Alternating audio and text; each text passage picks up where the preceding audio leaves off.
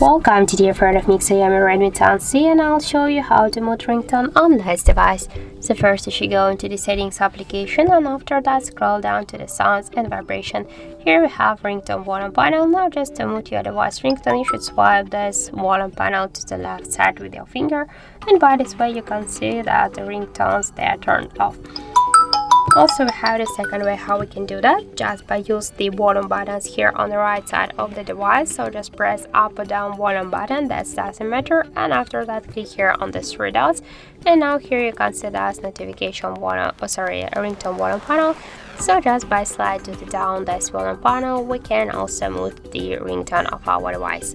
So that's it, thank you for watching, and if you find this video helpful, don't forget to leave a like, comment and to subscribe our channel.